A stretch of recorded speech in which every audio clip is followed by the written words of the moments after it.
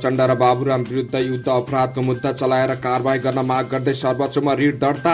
काठमाडौँको सिनामङ्गलमा प्रहरीले चलाए गोली, एकजना पक्राउ। कैलालीमा बुहारीको हत्या आरोपमा सासू ससुरा पक्राउ। डाक्टर महतलाई पूर्व अर्थमन्त्रीको प्रश्न, विद्युतीय सवारीको कर्म उल्टो निर्णय किन?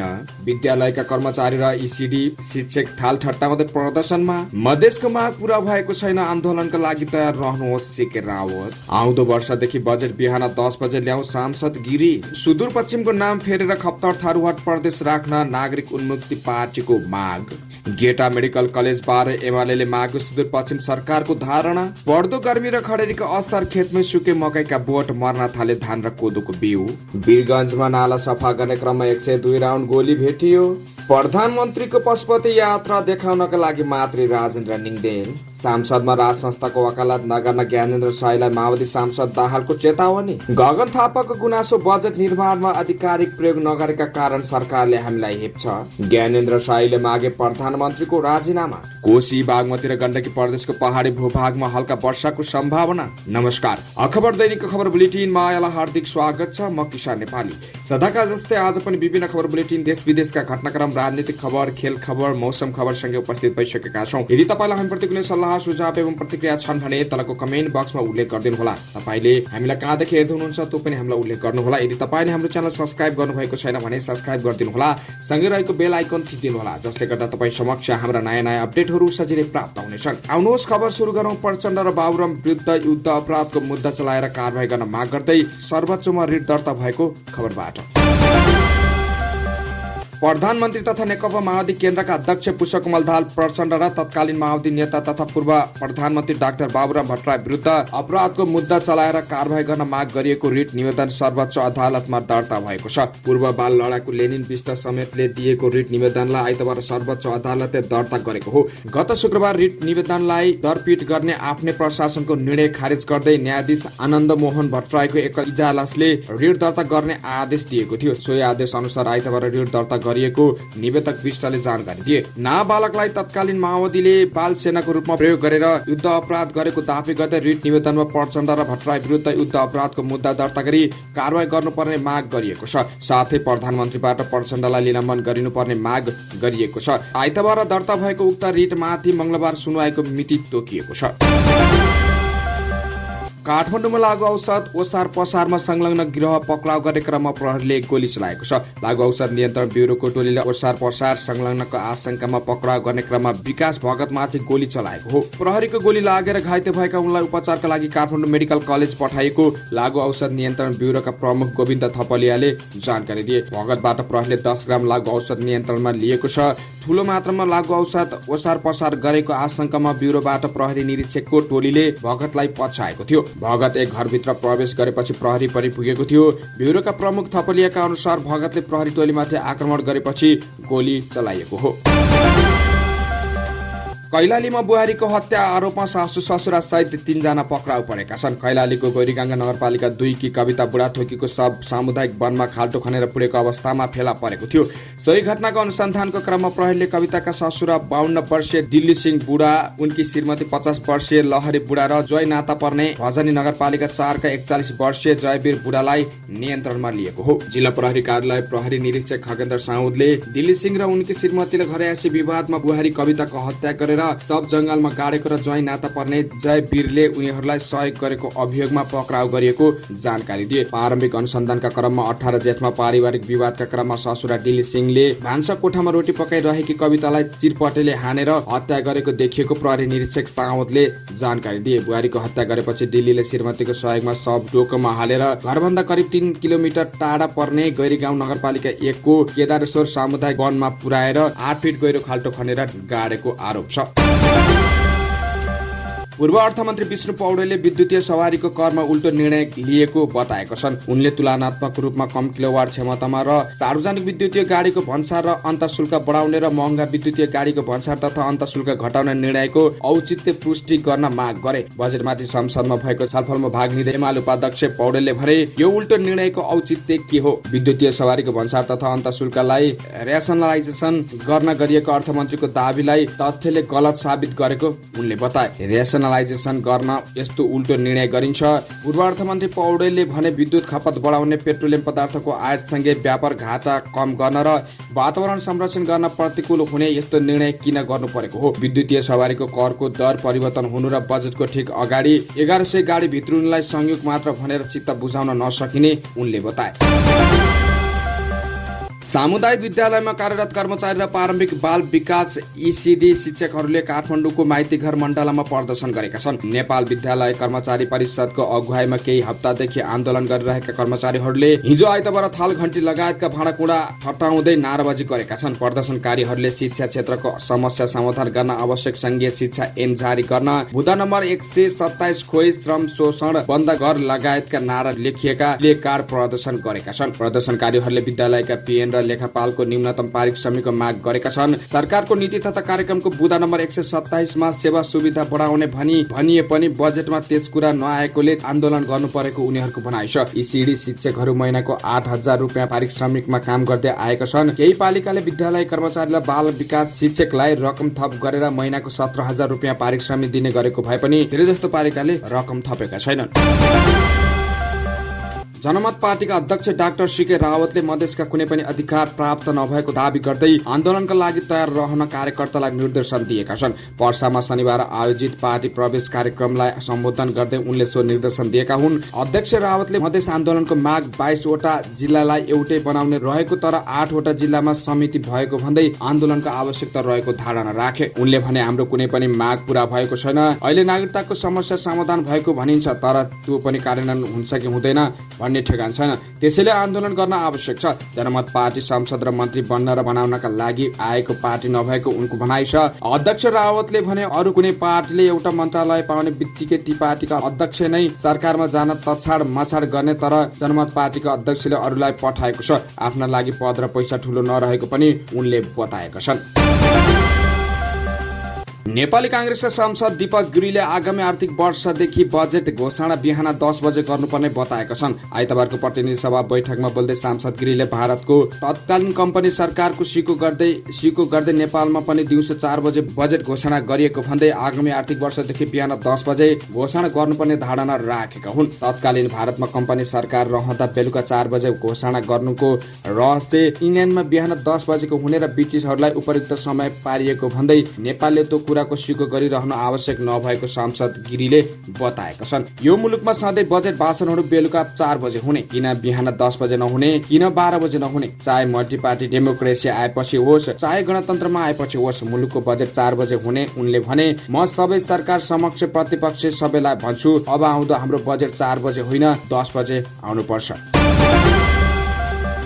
नागरिक उन्मुक्ति पार्टीले सुदूरपश्चिम प्रदेशको नाम फेर्न माग गरेको छ। आइतबार प्रदेश सभाको बैठकमा आगामी आर्थिक वर्षको नीति तथा कार्यक्रमको छलफलमा भाग लिँदै पार्टीका प्रदेश सभा सदस्य लक्ष्मण किशोर चौधरीले प्रदेशको नाम संशोधन गर्नुपर्ने माग गरेका हुन्। प्रदेश सभाको लोगो संशोधनका लागि समिति गठन गरिएको विषयलाई स्वागत गर्दै चौधरीले प्रदेशको नाम पनि सान्दर्भिक नभएकोले संशोधन गर्दै खप्तर थरवाट प्रदेश राख्नुपर्ने माग गरेका हुन्। प्रदेशको लोगो संशोधन गर्न समिति गठन गरिएको कुराको स्वागत गर्न चाहन्छु। लोगो मात्र फेरिएर हुँदैन चौधरीले भने प्रदेशको नाम पनि फेरिनुपर्छ। सुदूर शब्द राज्य समुदाय र प्रदेशबाट समेत टाढा राखिएको भान भएको छ। नाम संशोधन गरिनुपर्छ। यहाँको समुदाय र संस्कृति झल्किने गरी खप्तर थारुवाट प्रदेश राख्नुपर्छ उहाँले भने। नेकपा एमाले गेटामा शहीद दशरथ चन्द राष्ट्रिय स्वास्थ्य विज्ञान विश्वविद्यालय बनाउने निर्णय विपरीत प्रतिष्ठानका रूपमा अघि बढाउने सरकारको घोषणाबारे सुदूरपश्चिम प्रदेश सरकारको धारणामा आएको छ। आइतबार बसेको प्रदेश सभाको बैठकमा एमालेका प्रदेश सभा सदस्य धर्मराज पाठकले स्वास्थ्य विज्ञान विश्वविद्यालय बनाउनु पर्ने माग गर्दै प्रदेशबाजी आन्दोलित भएका बेला प्रदेश सरकारले कुनै धारणा नआएको भन्दै धारणा सार्वजनिक गर्न माग गरेका हुन्। उनले शहीद दशरथ चन्द स्वास्थ्य विज्ञान विश्वविद्यालय बनाउनु पर्ने माग गर्दै भइरहेको आन्दोलनमा नेकपा एमालेको समर्थन रहेको समेत बताएका छन्। गेटामा शहीद दशरथ चन्द राष्ट्रिय स्वास्थ्य विज्ञान विश्वविद्यालय बनाउनु पर्ने माग गर्दै भइरहेको आन्दोलनमा नेकपा एमालेको एकबद्धता छ तर यसबारे प्रदेश सरकारको धारणा के हो। पाठकले भने हामीले यसअघिको बैठकमा पनि सरकारको धारणा मागेका थियौं तर अहिलेसम्म केही पनि आएको छैन। सभामुख महोदय धारणा सार्वजनिक गर्न सरकारलाई निर्देशन गरियोस् उहाँले भने।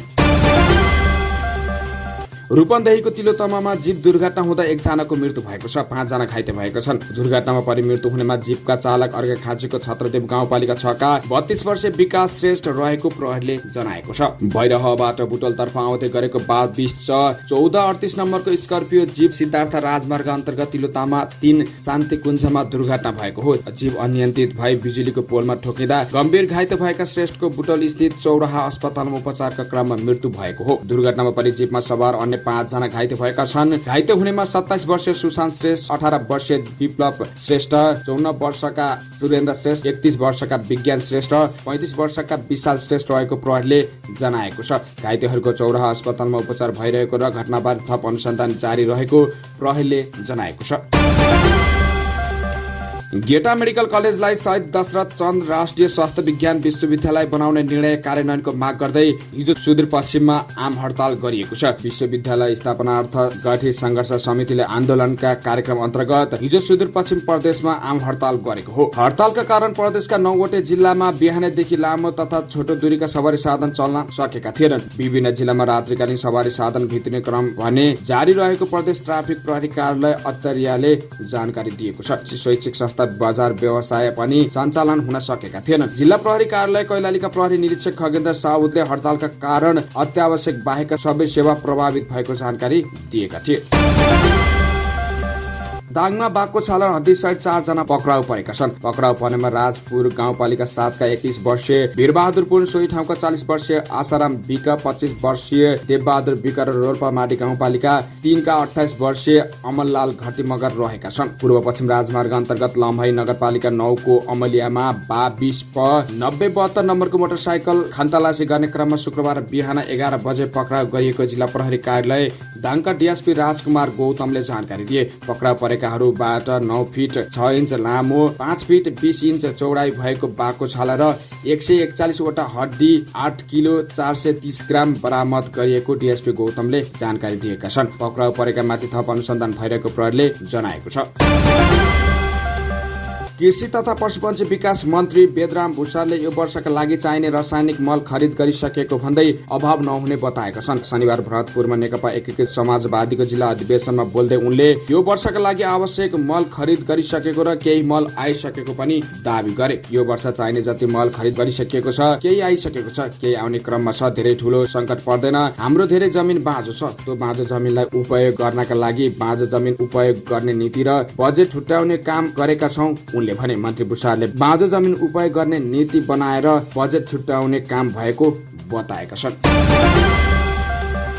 राष्ट्रिय तथ्याङ्क कार्यालयले किराँत देवास राई समुदायको गलत तथ्याङ्क सार्वजनिक गरेको भन्दै किराँत देवास राई उत्थान समाज नेपालले आपत्ति जनाएको छ। आइतबार काठमाडौँको तथ्याङ्क कार्यालय पुगेर किराँत देवास राई समुदायले 12औं राष्ट्रिय जनगणना 2068 को जनगणनामा तथ्याङ्क संकलनको क्रममा टिपाएको भन्दा गलत तथ्याङ्क सार्वजनिक गरेको भन्दै आपत्ति जनाएको हो। जनगणनाका क्रममा जातिको महलमा राई, भाषाको महलमा देवास र धर्मको महलमा किराँत भनी 30-40 हजारको संख्यामा विवरण टिपाए पनि तथ्याङ्क कार्यालयले गलत तथ्याङ्क सार्वजनिक गरेको जनाएको छ। तथ्याङ्क कार्यालय पुगेर उनीहरूले गलत तथ्याङ्क मान्दैनौ, गलत तथ्याङ्क तुरुन्त सच्याउ, राज्यलाई सही तथ्याङ्क देऊ, हाम्रो पहिचान मेट्न पाइँदैन लगायतका प्लेकार्ड प्रदर्शन गरेका थिए।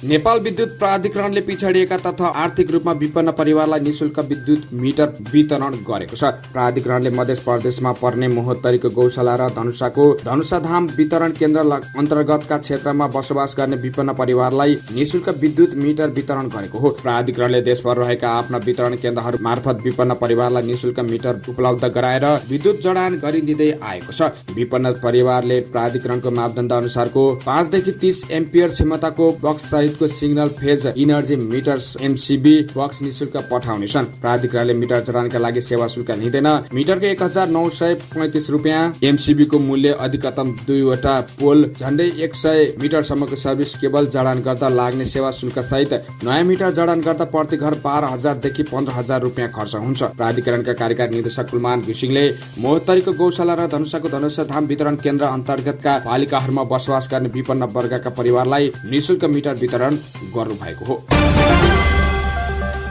हालको बढ्दो गर्मी र तापक्रम वृद्धिको असर कृषिमा पनि पर्न थालेको छ। लामो खडेरीका कारण कतै मकैका बोट खेतमै सुक्न थालेका छन् भने कतै धान र कोदोको बिउ मर्न थालेका छन्। खडेरीका कारण म्याग्दीमा किसानले खेतमा राखेको धानको बिउ खेतमा नै सुकेर मर्न थालेको छ। लामो समयदेखि खडेरी र तापक्रम वृद्धिका कारण त्यहाँको लेकाली क्षेत्रमा समेत रोपाइँ सुरु हुन सकेको छैन। तल्लो क्षेत्रमा धानको बिउ सिमी लगायत बर्खे बाली खेतबारीमै सुक्न थालेको किसानले बताएका छन्। पानी नपर्दा लेकाली क्षेत्रमा कोदो समेत रोप्न नपाएको मालिका गाउँपालिका 2 का कृष्ण बहादुर विकाले जानकारी दिए। जिल्लाको बेनी नगरपालिकाको उपल्लो भेग र मालिका धौलागिरी माङ्ला अन्नपूर्ण र रघुगङ्गाका लेकाली क्षेत्रमा विगतका वर्षमा यति बेला कोदो रोपाई केही ठाउँमा धान रोप भइसकेको हुन्थ्यो। वीरगञ्जमा सडकको नाला सफा गर्ने क्रममा विभिन्न हतियारमा प्रयोग हुने 102 राउन्ड गोली फेला परेको छ। आइतबार बिहान 8:30 बजे पर्साको वीरगञ्ज महानगरपालिका 10 मा डोजर प्रयोग गरेर नाला सफा गर्ने क्रममा फोहोरमा प्लास्टिकको झोला फेला परेको थियो। जनप्रतिनिधिहरूको रोबरमा झोला खोल्दा विभिन्न प्रकारका हतियारमा प्रयोग हुने 102 राउन्ड गोली भेटिएको पर्साका प्रहरी प्रवक्ता डीएसपी निर्मल बुढाथोकीले जानकारी दिए। उक्त गोलीबारे अनुसन्धान भइरहेको प्रहरीको भनाइ छ। राष्ट्रिय प्रजातन्त्र पार्टीका अध्यक्ष राजेन्द्र निङदेनले प्रधानमन्त्री पुष्पकमल दाहाल प्रचण्डले जनतालाई देखाउनका लागि मात्रै पशुपतिनाथको दर्शन गरेको टिप्पणी गरेका छन्। आइतबार प्रतिनिधि सभाको बैठकपछि सञ्चारकर्मीहरूसँग कुरा गर्दै उनले देशका प्रधानमन्त्री र मन्त्रीले अन्तर्हृदयबाट हिन्दू राष्ट्रलाई नै स्वीकार गरेको भए स्वागत योग्य रहेको पनि बताएको छन्। नेपाली सन्तानले पशुपतिनाथ प्रति आस्था व्यक्त गर्नु राम्रो हो, अन्तर्हृदयबाट स्वीकार गरेको भए राम्रो हो। तर प्रधानमन्त्री जीवनकालमै पशुपति नजाने तर भारत गएर पछि भारतीयहरूको गेरु वस्त्र लगाइदिएपछि पशुपति जानु भएको भन्ने लाग्छ उनले भने। प्रधानमन्त्री प्रचण्ड शनिबार केही मन्त्रीहरूलाई लिएर पशुपतिनाथको दर्शनमा पुगेका थिए। रापरपा अध्यक्ष निङदेनले कसैको चित्त बुझाउन मात्र प्रधानमन्त्री पशुपतिनाथ गएको भए दुर्भाग्य हुने बताएका हुन्।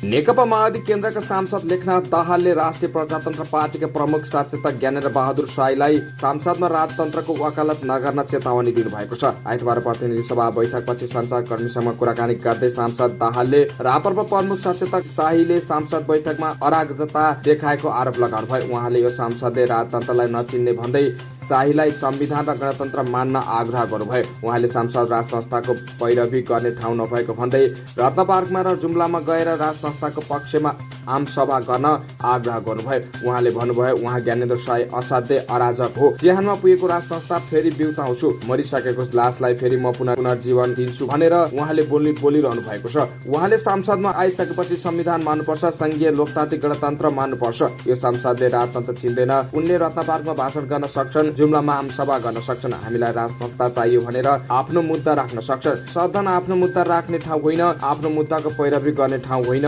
यो पनि राज संस्थाको उहाँले भन्नुभयो। नेपाली कांग्रेसका महामन्त्री गगन कुमार थापाले बजेट प्रणालीमा नै सुधार गर्नुपर्ने प्रस्ताव गर्नुभएको छ। बजेट कार्यान्वयनका लागि कानून निर्माण गरेर मात्रै अघि बढ्ने प्रणालीको विकास गर्न सके मात्र यसो कार्यान्वयन सुनिश्चित हुने उहाँको भनाइ छ। आइतबार प्रतिनिधि सभा बैठकमा सरकारले ल्याएको आउँदो आर्थिक वर्षको बजेट माथिको छलफलमा महामन्त्री थापाले बजेट निर्माणमा आफ्नो अधिकार प्रयोग गरेको कारण सरकारले सांसदहरूलाई हेप्ने गरेको गुनासो समेत गर्नुभयो। सांसद प्रणालीमा सरकारसँग बहुमत हुने भएकाले सरकारले पेलेरै बजेट पारित गराउने र कार्यान्वयनको सुनिश्चित नहुने भएकाले त्यसको अन्त्य हुने गरी अघि बढ्नुपर्ने उहाँले बताउनुभयो। उहाँले भन्नुभयो बजेट ल्याएपछि सरकारसँग बहुमत छ, जस्ताको तस्तै पास हुन्छ, डराउने परेन। बजेट पनि अर्थ मन्त्रालयले लिएर आउँछ, यसको समीक्षा पनि अर्थ मन्त्रालयले लिएर आउँछ अनि हामीहरूसँग सीमित ज्ञान हुन्छ, सीमित सूचना हुन्छ। यसको आधारमा यहाँ आएर बोल्दा कुण्ड पोल्छौँ, गाली गर्छौँ, तर सत्य तथ्याङ्कले गर्दा समात्नु पर्ने ठाउँमा समात्दैनौँ। बजेट निर्माणमा हामी संसदले व्यापक ढङ्गले काम गरेको नदेखेको हुनाले नागरिकले हामीसँग मन्दिरमा गजुरका लागि पैसा माग्छन्, उहाँले भन्नुभयो।